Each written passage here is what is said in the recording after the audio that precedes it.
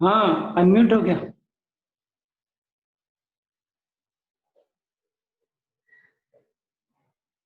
ओम नमः सिद्धेभ्यः मंगलम भगवान विष्णु मंगलम गौतमोगणि मंगलम कुंद कुंदार्यो जैन धर्मोस्तु मंगलम सर्वमंगल मंगल्यम सर्वकल्याणकारिकम प्रधानम सर्वधर्माणां जैनम जयतु शासनम जैनम जयतु शासनम अज्ञानतिमिरान्धानां ज्ञानाञ्जनशलाकया चक्षुर्मीलितं येन तस्मै श्रीगुरुवे नमः। देवदेवं विनम्रत्वा अबोधभाविनाशनं वक्षेऽहं देशनां काञ्चित् पतिहीनोऽपि भक्तितः। प्रथम तीर्थंकर भगवान विश्वदेव से लेकर अंतिम तीर्थंकर भगवान तीर्थंकर को नमस्कार।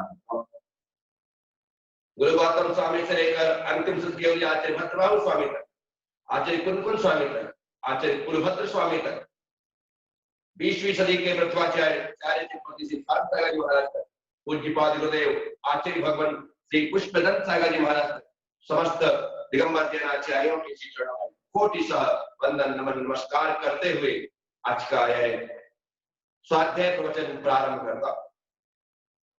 धर्म स्नेही बंधुओं, आचार्य कुलभद्र स्वामी कहते हैं अपने चारित्र की रक्षा करो। यदि तुमने चारित्र की रक्षा नहीं की तो तुम्हारा पतन निश्चित है। जो चारित्र से पतित हो गया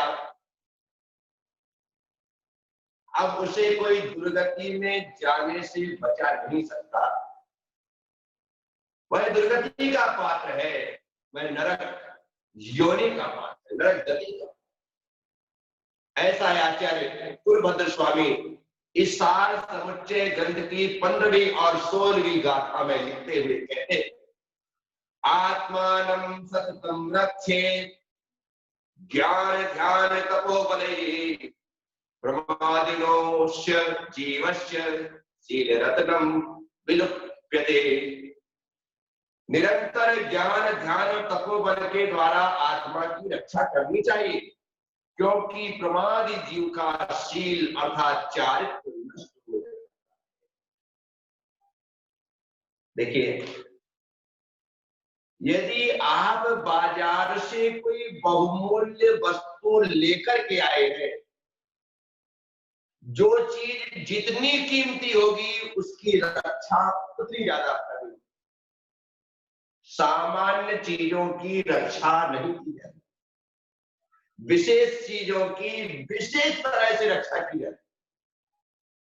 आज एक सामान्य नागरिक है, उसकी रक्षा के लिए किसी को फिक्र नहीं है, उसे स्वयं को फिक्र नहीं।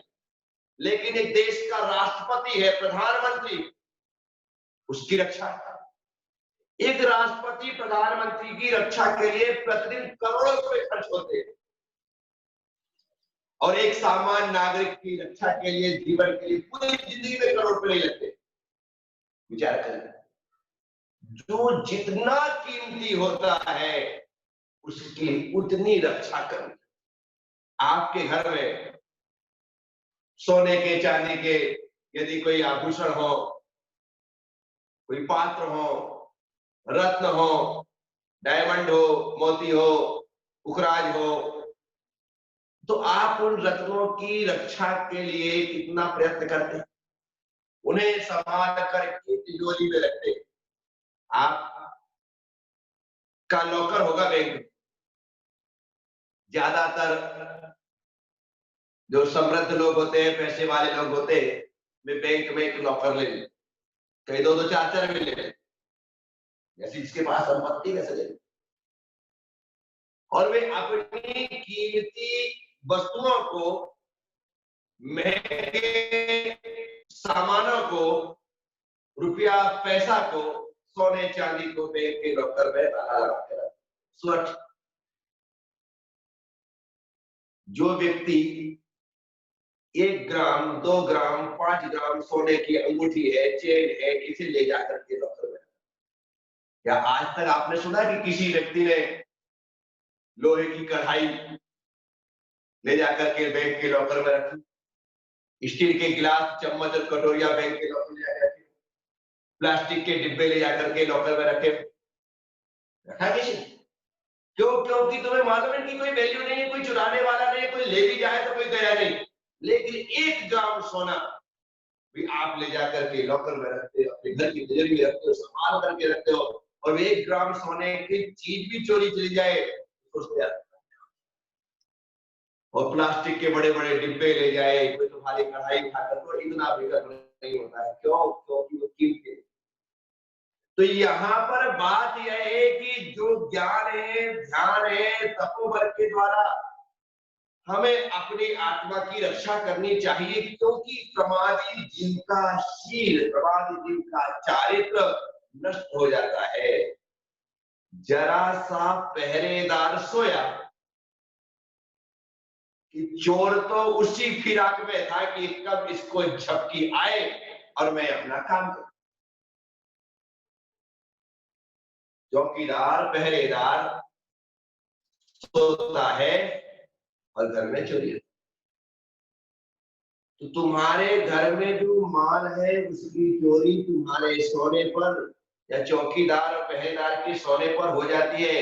उसी प्रकार से तुम्हारी आत्मा में जो ज्ञान का, ध्यान का, तप का, चारित्र का जो माल है, जो रत्न है, जो बहुमूल्य वस्तुएं है, आपने रखी है, यदि आप सो गए अर्थात प्रमाद में आ गए, वह सब कुछ चोरी चला गया। हमें जागने की जरूरत है।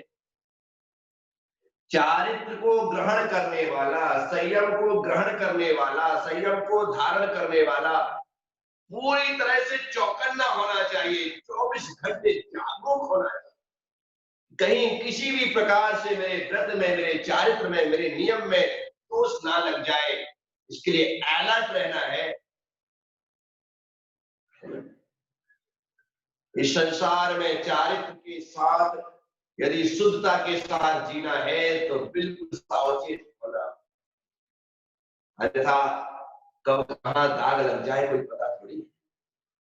इतने साफ सुथरे स्थान में भी रहने के बाद, इतने संभल संभल करके भोजन करने के बाद, कराने के बाद भी कहीं ना कहीं दाल गिर जाती है, कहीं सब्जी गिर जाती है, कहीं कोई दाग लग जाता है। कितना संभल कर नहीं कर रहे थे आप, फिर भी हो गया।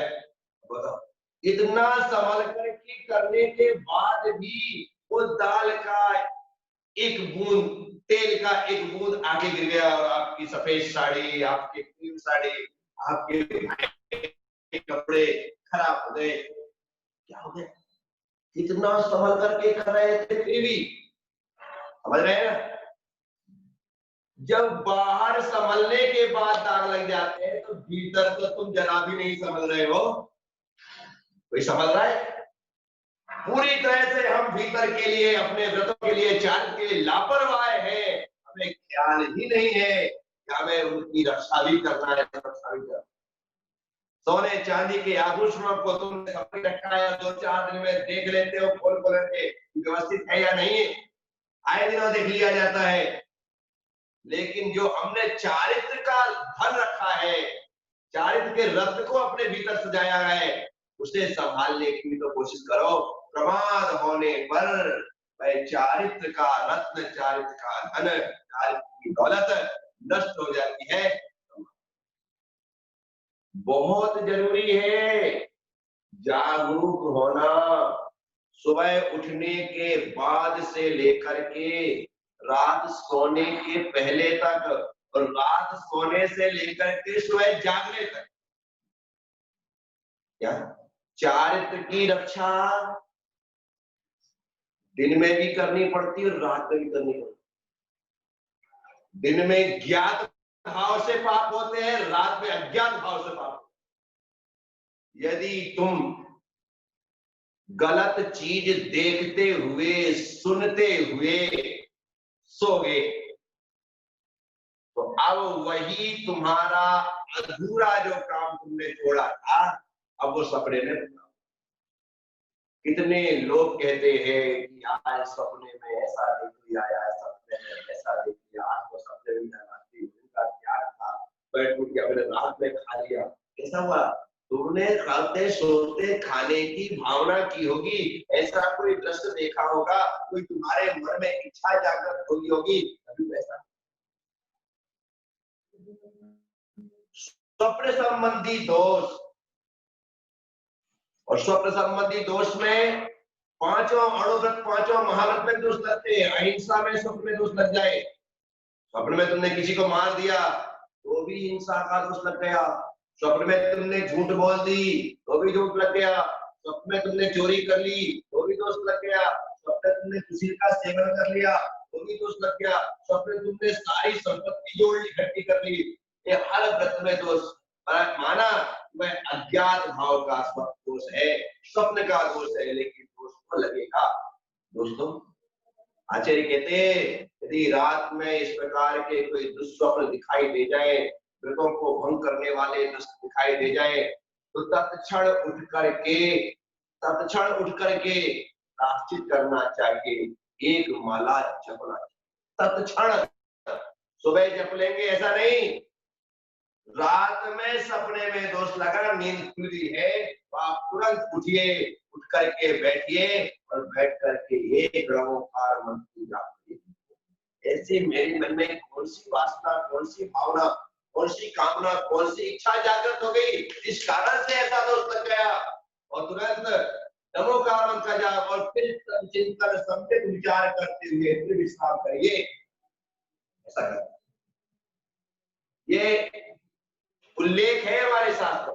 हम प्रतिक्रमण करते हैं, बड़े मध्य सुमंदिया विराणाय त्रिपुष्याय दिव्यपुरुषाय मत्स्याय काय प्रियाशाय बल प्रियाशाय उच्चावयाण समंदर सत्याय कुब्रय पुक्केरी नाना नृत्या दुक्के जो कोई देशवाय चलो ना चलो तस्मिच्छामि दुक्कड़म।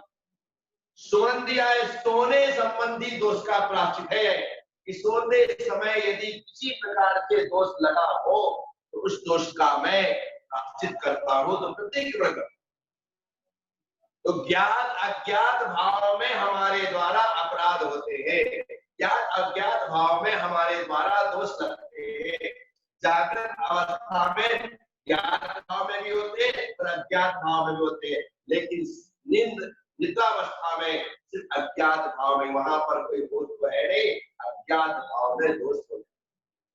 तो इन सब के लिए हमें चाहिए कि हम जागरूक रहे। कोई भी व्यक्ति अंतर्मोह से ज्यादा नहीं सो सकता। क्या निद्रा का काल है, निद्रा का नींद खुलेगी ही खुलेगी।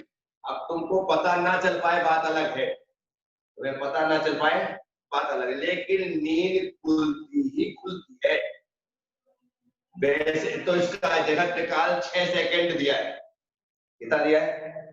6 सेकंड से ज्यादा कोई नींद ले नहीं सकता, हर 6 सेकंड में नींद खुले। अपन तो कहते हैं महाराज और तो पूरे रात शानदार खर्राटे लेते हुए सोए, नहीं, ये निद्रा का काल है। अंतर मुहूर्त कम से कम 6 सेकंड, अंतर मुहूर्त तक का एक इसी में मैं पढ़ रहा था। हमारे पंडित रतन जी गुप्ता जिन्होंने ये बहुत बड़े विज्ञाता विद्वान हुए और उन्होंने लिखा है, तो उनसे किसी ने प्रश्न पूछा होगा और प्रश्न पूछते हुए जब ये बात आई थी तभी उन्होंने उसका समाधान उसके अंतर्गत किया था कि निद्रा का जो काल है वो कितना काल होता है। तो उसकी बात को बतलाते हुए यदि मुझे दिख जाएगा तो मैं पूरा पढ़ के आपको सुना दूंगा।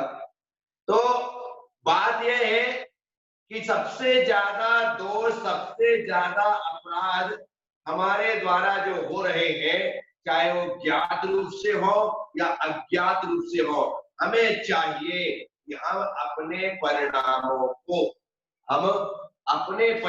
को 24 घंटे संभालने का प्रयास करें, क्योंकि जब तक हम अपने परिणामों को नहीं संभालेंगे तब तक हमारे द्वारा कोई ना कोई दोष होता ही होता है और चलता ही रहता है।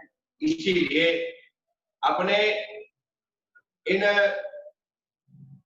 दोषों का परित्याग हमें सावचेत होकर के करना है। तो आचार्य महाराज यहां पर जो कहते हैं कि प्रमाद के कारण से हमारा चारित्र नष्ट होता है, और वे नहीं दिख रहा है, और वे अगली गाथा में कहते हैं जिसका चारित्र रूपी रथ नष्ट हो गया, इसका शील रूपी रथ नष्ट हो गया, अब समझना कि वह दुर्गति का पात्र है। क्या कहते हैं? शील रत्नम हतम यस्य मोहितांतमुपे स्वः नाना दुख सता कीर्णे नरके पतनम ध्रुवम।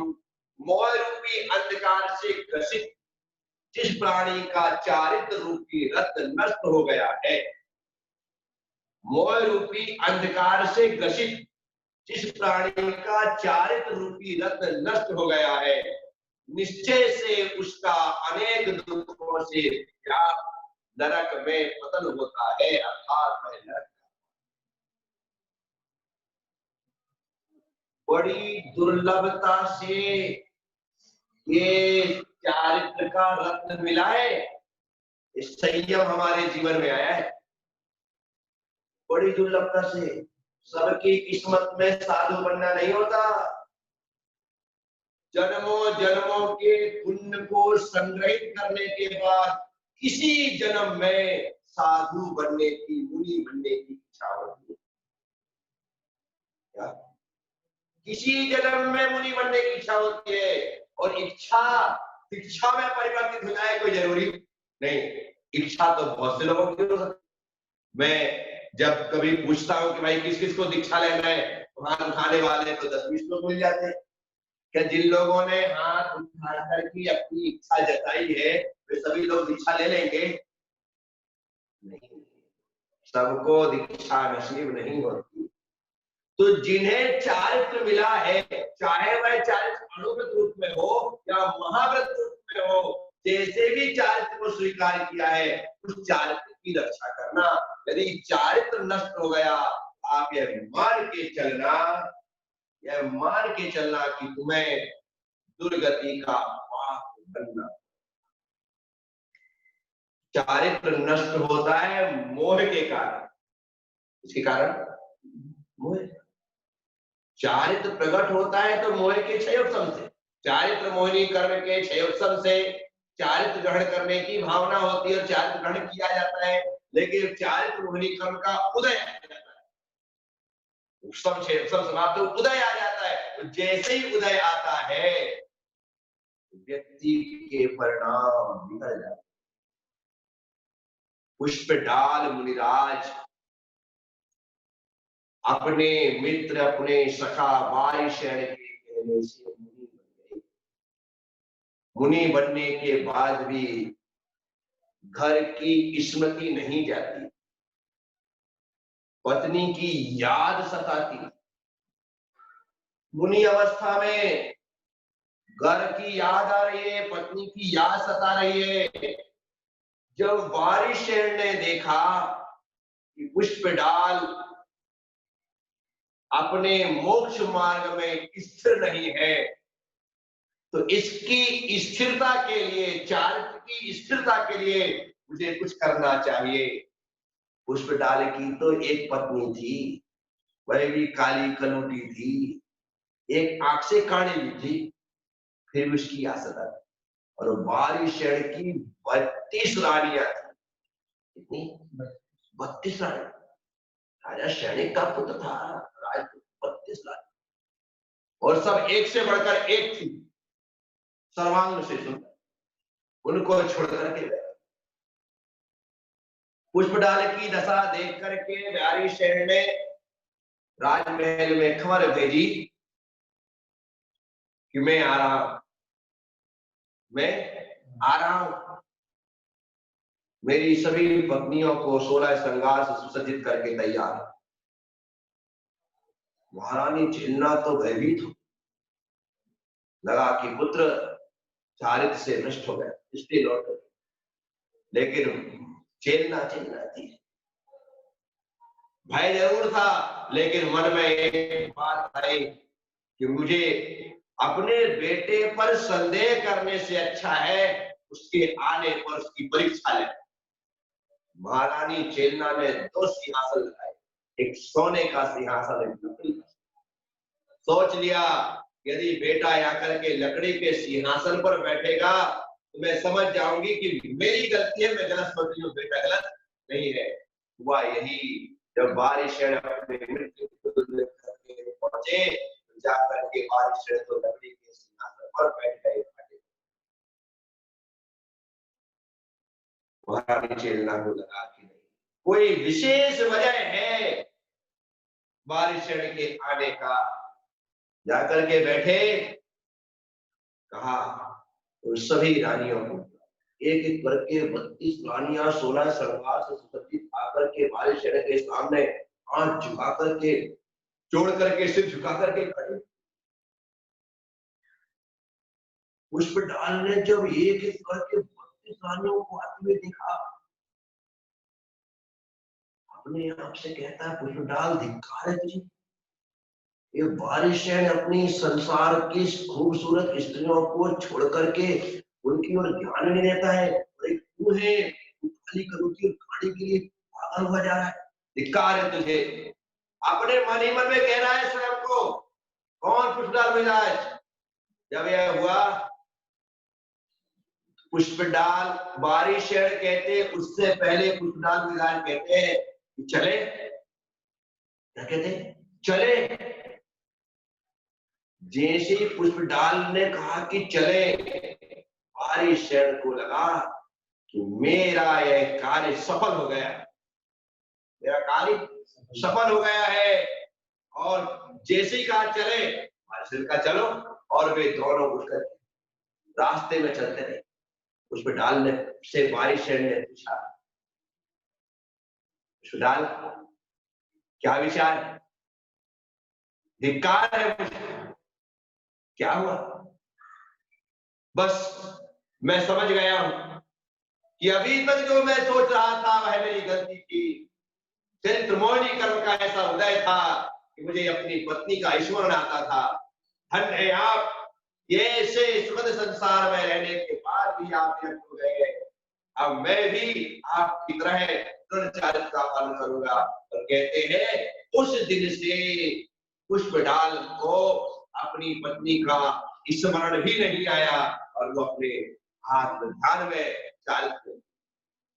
तो कहने का अर्थ यह है कि चारित्र की रक्षा हमें करना है, और यदि आपको दिखाई देता है कि कोई चारित्र से गिर रहा है तो उसकी रक्षा भी आपको करनी। खुद के चारित्र को तो संभालना ही है, लेकिन दूसरे के चारित्र को भी संभालना है। आचार्य किसे कहते हैं, इसकी परिभाषा हमारे शास्त्रों में क्या ही पता है? आचार्य किसे कहते हैं? जो पंचाचार का पालन करते हैं और पंचाचार का पालन कराते हैं, उन्हें आचार्य कहते हैं। पंचाचार का पालन करने के कारण आचार्य कहलाए और पंचाचार का आचरण कराने के कारण आचरण कहलाए। मुझे तो अपने पंचाचार का पालन करना है। दर्शनाचार, ज्ञानाचार, चैत्राचार, तपाचार, नीतियाचार, ये पांचों आचार्य का पालन मुझे करना है, अर्थात आचरण करना है। लेकिन जो भव्य जीव मेरे पास आते हैं, मेरा प्रयास रहे कि वे भी मेरी तरह पंचाचार का पालन करें, वह आचरण है।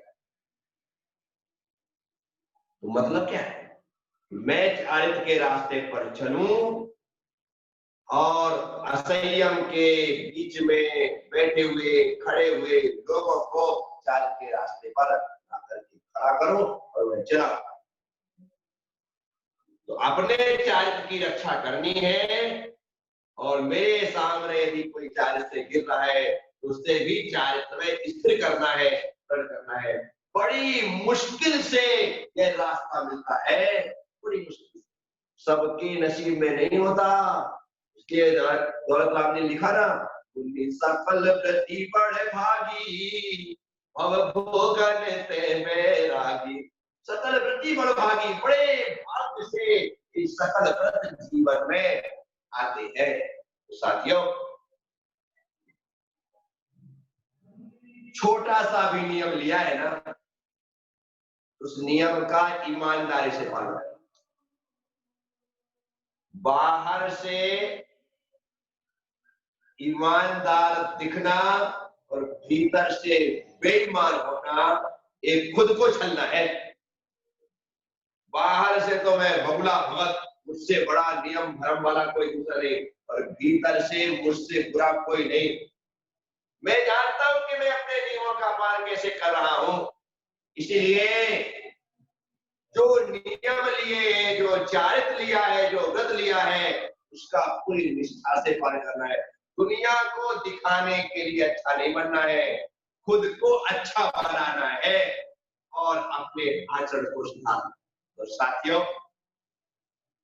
आचार्य कुलभद्र स्वामी कहते हैं, क्या कहते हैं कि जिस निरंतर ज्ञान ध्यान और तपोबल के द्वारा आत्मा की रक्षा करनी चाहिए, क्योंकि प्रमादी जीव चारित्र को प्रमादी जीव का चारित्र नष्ट हो जाता है, और जिसका चारित्र नष्ट हो जाता है वह दुर्गति का पात्र होता है, नरक का पात्र होता है। तो साथियों, आप सब लोगों ने सुना है, उम्मीद और विश्वास रखूंगा, छोटा सा ही सही, लेकिन एक नियम लेकर के आप अपने जीवन को समृद्ध बनाएंगे, शीलवान बनाएंगे, चारित्रवान बनाएंगे। बोलिए आचार्य कुलभद्र स्वामी की जय, भगवान शांतिदास स्वामी की जय।